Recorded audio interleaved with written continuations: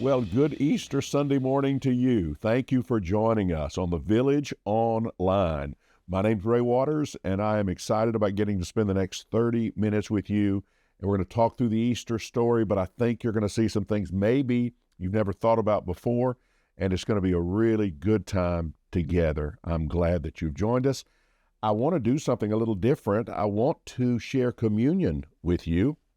And so if you would like to join us, and again, you don't have to, but if you'd like to join us in a little online communion, then run quickly if you can and get a little saltine cracker or a cookie or a little piece of bread, get you some kind of juice, wine, grape juice, water, anything, just a little liquid and a little something that you can take a bite of.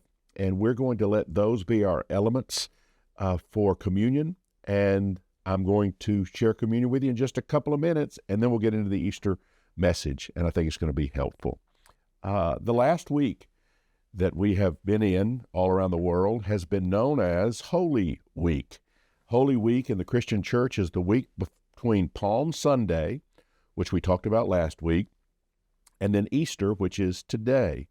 And just to refresh your memory, and this will also give people a chance to be getting back from the kitchen, I hope, Palm Sunday is that Sunday when Jesus rode into Jerusalem on the donkey. And that's a really powerful picture of what people thought he was going to be as kind of a king or a deliverer. That's what happened on Palm Sunday. Then Monday, the famous thing that happened on Monday is Jesus cleansed the temple. There were all these money exchangers and all of this exploitation that was taking place in the temple, and Jesus with a whip actually turned over the tables and chased everybody out of the temple. He said his Father's house was to be a house of prayer, and you have made it a den of thieves. So that was the big deal about Monday. Tuesday was a big day of teaching. A lot of Jesus' most famous parables are taught on Tuesday. Then Wednesday, the big deal on Wednesday was he had dinner at his friend Lazarus, Mary, and Martha's house. And Mary, in just an emotional, being overcome with emotion, she anoints his head with oil. And the oil comes down, falls off of his head onto his feet, and with her hair she takes, and she's trying to mop it all up and putting it on Jesus. She was just overwhelmingly demonstrating love and adoration, worship for Jesus. That's what happens on Wednesday. And then Thursday, that's the day that they had communion together. That's when Jesus wrapped a towel around his waist and he washed the disciples' feet. And he taught them a lot of great lessons. He taught them that night as they ate the Passover meal together. He did this beautiful thing as a part of that time together. As they were eating the Passover meal, he said to them, "This is my body," as he gave them bread. "Eat this in remembrance of me." And then he did the same thing with wine and said, "This is my blood. Remember me when you drink this." And the church has always looked back and said he was instituting this idea of communion and in that Last Supper. So it's a beautiful thing. His followers did that. And then subsequently, after his resurrection, the church began to do that. They called it the Lord's Supper, or they called it communion, or later it was called the Eucharist, but it became a significant part of worship. Then there was, of course, Crucifixion Friday. We call it Good Friday, but it's actually a very traumatic day when Jesus dies on the cross. Then there is that awful silent Saturday where all of his friends and all of his followers just are so defeated because there's no Jesus. He's dead. Everything that he had said was going away, they believed. And then there was, of course, that beautiful Easter Sunday morning when they realized he is still alive. Let me talk to you just quickly about the communion or the Lord's Supper with three basic ideas, and then we'll share it together, and then we'll get into the Easter talk. Okay, first is when you share communion, it is a meal of liberation. The meal the disciples were having with Jesus was the Passover meal. It was actually a part of commemorating the Passover, which is a major Jewish holiday that commemorates the Israelites' exodus from slavery in Egypt, as narrated in the Hebrew Bible. And so it is it's the biggest celebration in the Jewish year, is the celebration of Passover. The Passover meal is steeped in tradition and symbolism, serving as a way to retell the story of Moses leading the children of God out of bondage in Egypt and into the Promised Land. It's a commemorative meal that is celebrated annually. 3 of the Gospels make mention of the fact that this was a Passover meal. So I think it's significant for us to maybe say that's one thing to remember. God wants people free. God doesn't want people to be in bondage. That's the story of the Exodus. God doesn't want people to be in bondage. He wants people to be free. And you might be watching today and you might be in some bondage. And I don't know what it might be. Maybe it's to an addiction. Maybe it's to some financial situation. I don't know. But if you are in bondage, I want you to know that God's message is a message of liberty, of setting people free. Second, I like to always remember it's an egalitarian meal. It recalls Jesus' table fellowship with the marginalized and the outcast. I love that Jesus had the most diverse group of friends, the most diverse group of people that he shared meals with of anybody you will ever read about. And that has become a model for us. We want to be that kind of a person. Jesus really was setting up an everybody church. He was doing everybody church way before we started doing everybody church. It was for all people. There was no sense looking down your nose on anybody, because no one is less than you, no one is greater than you. The ground is level for all of us. It was an egalitarian meal representing all of the meals Jesus had, egalitarian. Third thing is this: it was a shared meal with a shared community. In the early church, when they would have communion, the Lord's table, they would do it, and it was a common meal. They would be sharing a meal together, and people who didn't have would be able to eat, provided by those who did have. It was a beautiful thing. And at least one day a week, everybody was fed, and that was a great thing. Now, I understand doing it online, or even the way church is now, we are not gathering in such a way of having a common meal. We do it sometimes. We'll do picnics and things like that, but we're not doing it regularly and tying it to communion. But I think the idea is when you understand that you're a follower of Jesus, that you're a lover of God, then this idea of me wanting to share with you, you wanting to share with me, us wanting to share together, that becomes very much an important part of our lives. So it's something that I think is important for all of us to think about. Those 3 ideas are important for us to remember about communion, and then I want us to share it together. So if you have your piece of bread, or a little cracker, a little cookie, I want you to hold it in your hand. I want you to think about the fact that Jesus, with his friends, seated around that table, that Friday night or Thursday night, Jesus seated around that table, took the bread and he said, "This is my body." They didn't understand what he was talking about. "This is my body broken for you. Eat this in remembrance of me." So eat it.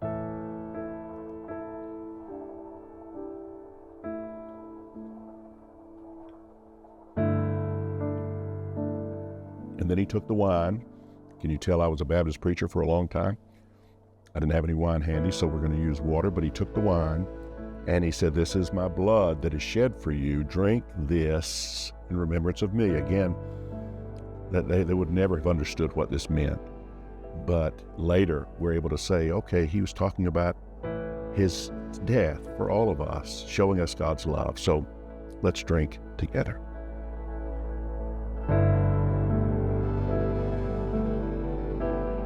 And I thank you for sharing with us. I hope it was meaningful to you. It's meaningful to me to think that some people out there just did that with us, and I appreciate that very much. Well, let's get into Easter, okay? This is the day we celebrate the belief that Jesus, who was killed and placed in a tomb, was resurrected on the 3rd day. I want to read from the Gospel of Mark, chapter 16, verses 1 through 8. When the Sabbath was over, Mary Magdalene, Mary the mother of James, and Salome bought spices so that they might go to anoint Jesus' body. Very early on the 1st day of the week, just after sunrise, they were on their way to the tomb, and they asked each other, "Who will roll the stone away from the entrance of the tomb?" When they looked up, they saw that the stone, which was very large, had been rolled away. As they entered the tomb, they saw a young man dressed in a white robe sitting on the right side, and they were alarmed. Don't be alarmed, he said. You are looking for Jesus the Nazarene who was crucified. He has risen. He is not here. See the place where they laid him. But go tell his disciples and Peter. By the way, parenthetically, that little and Peter, remember Peter had denied Jesus 3 times, and so Peter was probably feeling lower than low. And so there was tell the disciples and tell Peter, tell them, he is going ahead of you into Galilee. There you will see him just as he told you. Verse 8, trembling and bewildered, the women went out and fled from the tomb, and they said nothing to anyone because they were afraid. So here's the deal. It's going to be simple, and you're going to hopefully find yourself in one of 2, possibly 3 categories. I want to talk about the 2 different types of people who might be watching. And the first group I want to address are the people watching who, if pressed, would admit that they have little or no faith. And I know scores of people who would say, Ray, I have little or no faith. Or they would say, hey, I once had faith. I did have faith, but for whatever reason, season of life that I'm in right now, faith is a million miles away from me. It doesn't really work for me. That's not where I am. I want to walk you through the story, and I want to show you something that I'd never seen. I guess 35 years of preaching, I had never seen it. And then I heard Stan several years ago bring this up, and since then, I can't get away from it. So this will resonate with you. The first verse we read said some women had bought spices when the Sabbath was over so that they could go and anoint the body of Jesus. These ladies are going to be the first ones to share the news of the resurrection. And let me parenthetically just insert, one of the things that makes the story compelling to me is that women, in the writing of this, women were the ones who first reported it.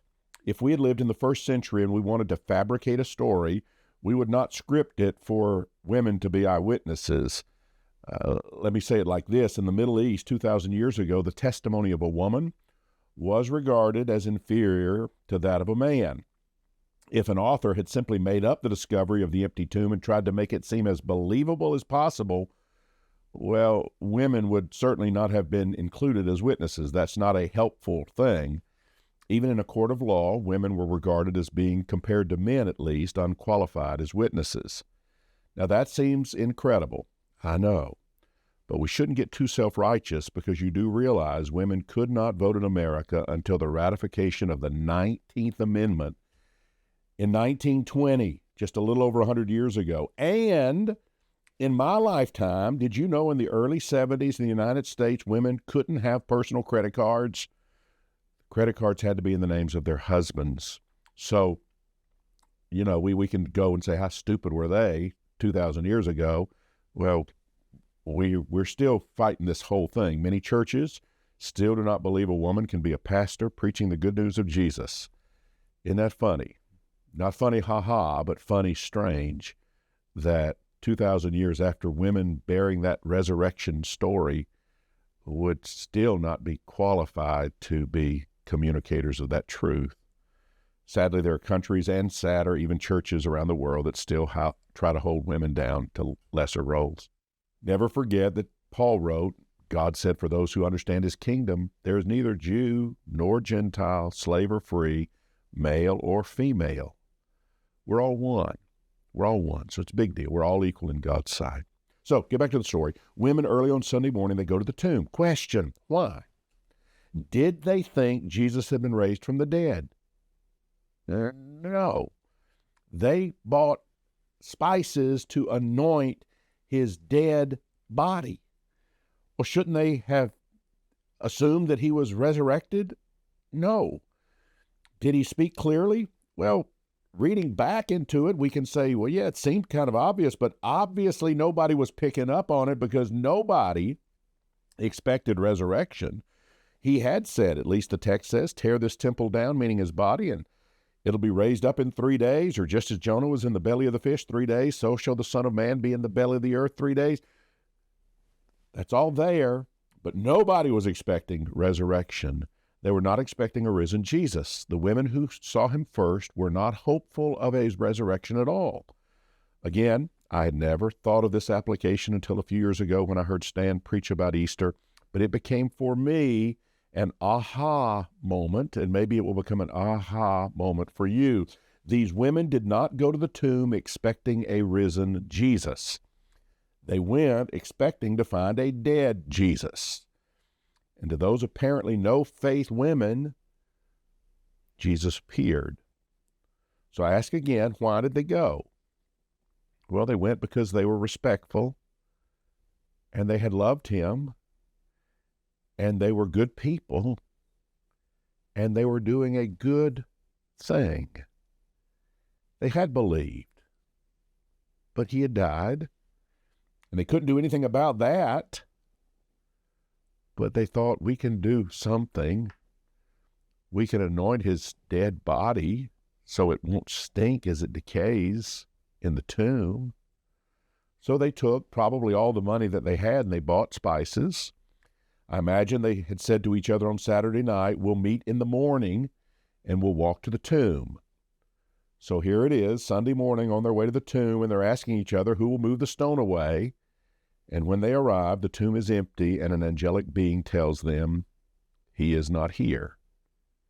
He's risen. Isn't it interesting that the people who saw Jesus first after his death were good people who did not expect to encounter the risen Christ? That was not what they were looking for. Good people that were honorable, kind, just doing very good things. Now, there are different types of stories of faith, and none are better than any of the others. They're different. There are people who their story of faith is they realized that they were lost, hopeless, reckless, horrible human beings, and they discovered that God loved them and with a deep love, and it changed their life. John Newton is an example. He wrote the hymn Amazing Grace. He had been a slave trader, operating a slave ship, and one day he came to the end of himself and he said, I'm a wicked, wretched, bad man, and that God could love me is a miracle. So he wrote the words, Amazing Grace, how sweet the sound that saved a wretch like me. Well, he felt like he had been a wretch. He had transported thousands of slaves from Africa to England, and he felt terrible about himself. But there's another group, and there's people who probably are watching right now who would be in this group. Maybe you just grew up around faith, and so it's never even been a defining moment for you. It's just been, you just kind of flow with the faith crowd. It just makes sense to you. It just is who you are. It's part of your life as far back as you can remember. But then there's the third group, and that third group is the group that I just mentioned that I think is important, and that's that group of good people with little or no faith. That's the story I think we read first on Easter. So to you who are watching would say that you're not really a person of faith, you either never have had it or it feels like it's dead in you now, I say one more time, the women did not go expecting a risen Lord. They went expecting a dead Jesus, and mysteriously, he appeared to them. But you may think, I thought it was all about faith, Ray. We have to have faith. We have to have faith. Well, the Bible says a lot about faith. Paul writes and says these three things are super important: faith, hope, and love. But you'll remember Paul said the greatest of these is love. You know that God was called love in John 4:8. God is love, not God is faith. And so I don't want to downplay it, but I want you to know that doing the right thing, doing the good thing, doing the noble thing, that often leads us to things that we would have never imagined. And pursuing faith maybe is not the best answer. You never know. One day you might be surprised by the presence of God in a way that you never dreamed. If you're in that I don't know that I have faith category, hang on. Just hang on. Keep doing good things. Love people. Help when you can. And don't be surprised if you meet the mystical presence of God sometime along the way and you realize, wasn't looking for that. All right, second group of people. This would be those people who consider themselves faithful servants of the Lord without doubt or hesitation. And I know a lot of people who would say they're in that category. And God bless you. There are times that I have felt like, yes, that's me. You feel pretty good about yourself? Resurrected Lord? Check. Believe it? Check. You're watching and you feel good about the fact that Jesus rose from the grave. You believe it? No question with you. It's a slam dunk deal. I want to share something that hit those on that first Easter who realized Jesus was resurrected, and I think it should resonate with those of us today who believe in the resurrection. Jesus' resurrection signaled that their revolution was far from finished, and it continues for us even to this day. Let me say it again. Jesus' resurrection signaled that this revolution was far from finished, and it continues for us even until this very day. Viewed from our modern perspective, 2,000 years removed, Easter often conjures up images of a serene, almost idyllic scene. You know what I'm talking about, a narrative woven with the soft hues of spring. Notice the soft colors, replete with Easter bunnies and an optimistic message about the afterlife. Yet, this portrayal strays far from the essence of the first Easter. In the resurrection narratives found in the Scriptures, it's profoundly intriguing that the disciples' fears actually intensified upon discovering Jesus was not dead. You know, if we were just doing it in the way we do it in our culture today, we'd say, boy, they found out about the resurrected Jesus and their fears immediately went away. Everything was great, and they decided to dye Easter eggs and play with their children. That's not what happened. Doesn't it seem counterintuitive at first? The revelation of the resurrection seems to heighten the fear rather than alleviate the fear. Look at the first response, Matthew chapter 28, verse 8. So the women hurried away from the tomb, afraid, yet filled with joy. That's striking contrast, right? Afraid, but filled with joy. These two emotions we think of as not being compatible, and yet that's what we find. In Mark's gospel, same thing, chapter 16, verse 8, trembling and bewildered, the women went out and fled from the tomb. They said nothing to anyone because they were afraid. They just were told by an angelic being, he's gone, he's risen, he's not here. And they were trembling, afraid, and bewildered. Then look at the Gospel of John, chapter 20, verses 19 and 20. On the evening of that first day of the week, when the disciples were together with the doors locked for fear of the Jewish leaders, Jesus came and stood among them and said, "Peace be with you." After he said this, he showed them his hands and side. The disciples were overjoyed when they saw the Lord.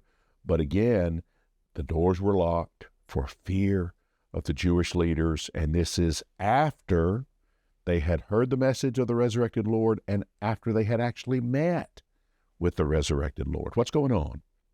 Let's enter into that first Easter Sunday for just a moment and kind of see if we can understand it the way they understood it. Jesus was crucified by the powers in Jerusalem because he was a would-be Messiah or deliverer, teaching a different worldview than the one endorsed by empire, those who were in charge. And the Jews, aided by Rome, wanted to stop his movement. His disciples are terrified because they know they killed Jesus, then these disciples are going to be next. But suddenly Jesus appears to his followers. And this next part is very interesting. Jesus does not say, "Now, disciples, all of your troubles are over." Nor does he say, "Let's all go to heaven now and have a big heavenly party." Nor does he say, "Now you can all feel relieved."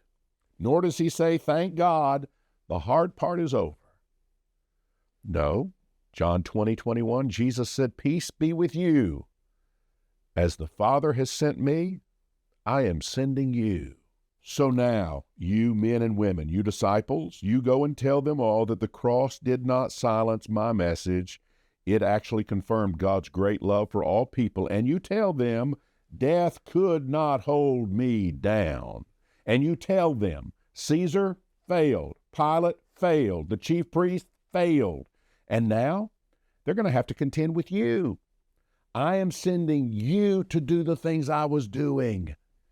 And I want you to imagine the disciples all with raised eyebrows saying, "Oh, crap."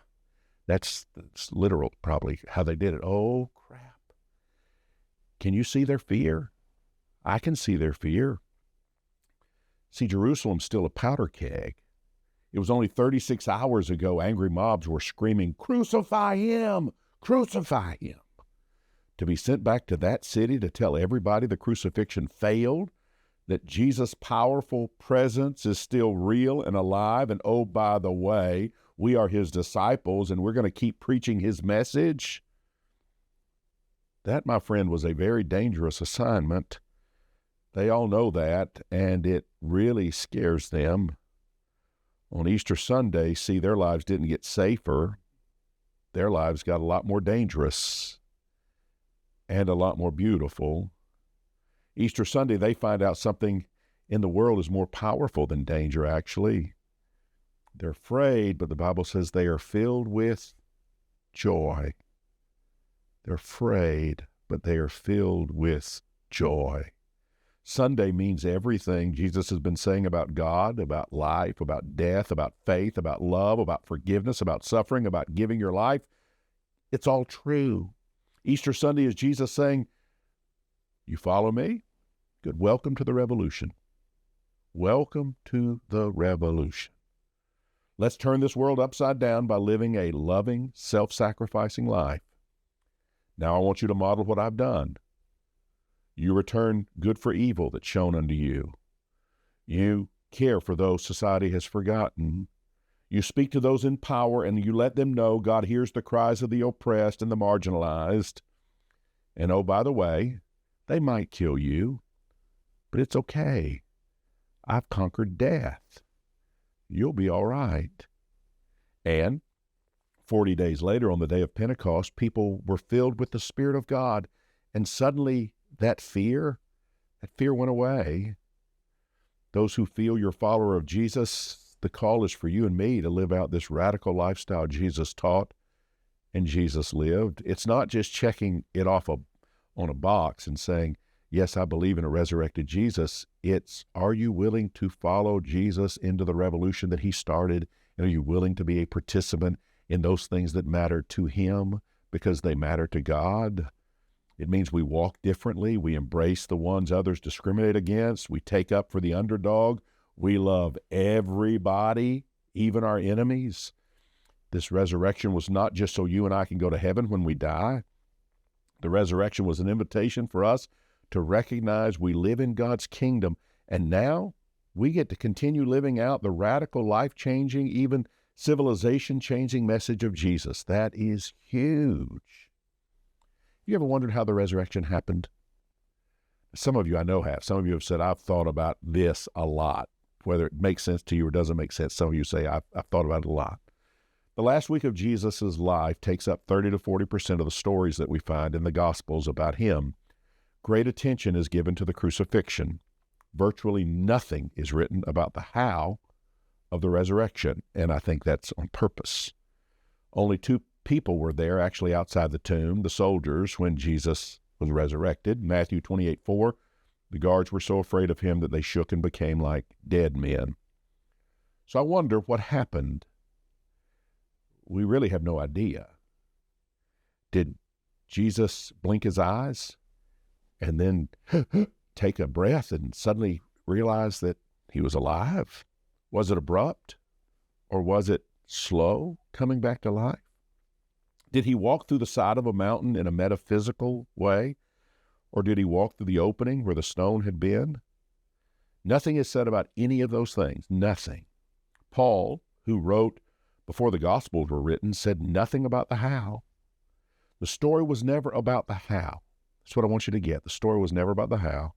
It was about people who believed they had suddenly encountered the mysterious presence of a resurrected Lord, and it changed them. Two men were walking home from Jerusalem on the road to Emmaus. They had been followers of Jesus, and they were crushed that he had been killed. A stranger came up to walk beside them. They did not know they were walking with Jesus. And Jesus, in a way they didn't recognize him. I don't know what he looked like, but they did not recognize him. he began to talk to them, and later went to their house, and later broke bread with them. And as he broke the bread, they realized, oh my gosh, we're in the presence of Jesus. And they later said, when he was with us, our hearts burned within us.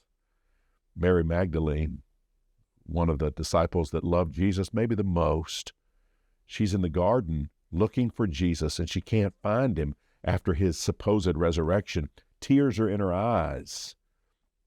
And she sees a gardener, and maybe the tears have her eyes obscured a bit, but I'm thinking it doesn't look like Jesus. She certainly would have recognized Jesus through tear-stained eyes. But she says to the gardener, tell me, where is he? Where is he?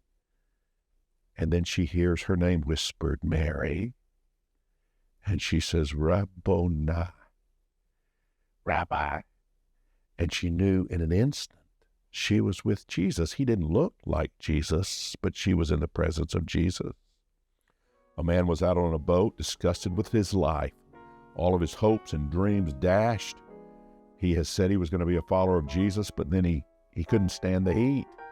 When people began to say, aren't you with him? He said 3 times, I'm not, I swear, I am not a part of Jesus' disciples. And now Jesus died. They say he's been resurrected, but I'm back on this boat because I don't believe it. Then he sees a man in the distance flipping fish over a fire. And something inside of him begins to churn. And he says, is that Jesus? And then even years later, Saul, a religious leader who had persecuted those early followers of Jesus, he had persecuted them because of his strong belief in Judaism, and he just did not believe Jesus was truth. He said he was on a donkey, and on this donkey, late one night, he was overwhelmed with this presence that actually drove him from the donkey to the ground, and he realized he had just encountered the resurrected Jesus. It's important for us to realize this is not about how did it happen, what did it look like, can we prove it with any physical test. It's not about that. It's about, for the last 2,000 years, people saying we feel as if we have encountered the presence of the resurrected Lord. The argument wasn't about the activity in the tomb as much as it was about people saying, we have seen him. We have felt his presence. He came to us in different ways than we would have ever imagined, but we have felt his presence. I want to suggest that that is our story today. We believe Jesus was resurrected. I can't prove it. I don't know if it were physical or not. He appears in rooms without going through doors. He's here, and then in a blink of an eye, he's not. I don't know. But I do know I have felt his presence, not every day, not all the time. Sometimes in the times that I want to feel his presence the most, I don't feel his presence. But I have felt it enough. I felt it enough. And I love his message, and I love that I have felt that presence, and that encounter has been enough for me to be life-changing. I want to walk the way he walked. I hope that that makes sense to you. Whether you are not a faith person and you're just doing your thing and you're watching today just by happenstance, so glad you joined. But you might discover the resurrected Lord one day when you least expected. Or for those who say, I believe it, I believe it, I believe it. Good. I hope you know you're signed up for the revolution. You ought to be championing those things that matter the most to Jesus. And I'm so glad that you're on this journey with us. Love you very much. Would you pray with me, please? Gracious and eternal God, as we reflect on the message of today, we come before you with hearts open to the surprises you have in store for us, even when our faith wavers. Like the women who went to the tomb, we often find ourselves engaged in acts of goodness, not anticipating the profound encounters you have planned for us. Remind us, O Lord, that in the midst of our daily endeavors, you are there, ready to reveal yourself in surprising and even transformative ways. We acknowledge that our journey of faith is filled with moments of doubt and uncertainty, yet through the resurrection of Christ, you have shown us that what seems impossible is possible with you. Teach us to embrace the unexpected, to find hope in despair, and to see your hand at work in every act of kindness we perform. Furthermore, we ask for the courage and conviction to follow the resurrected Christ, to live out his teachings, and to prioritize what matters in your kingdom. Guide us to be bearers of your love, compassion, and justice, serving others as Christ served and advocating for peace, equity, and dignity for all of your creation. As we go forth, may our lives reflect the transformative power of the resurrection. Help us be instruments of your grace, embodying the faith that calls us to action and living out the truth that in doing good, we open ourselves up to divine surprises you have in store for us. Thank you for this Easter. In the name of the risen Christ we pray. Amen.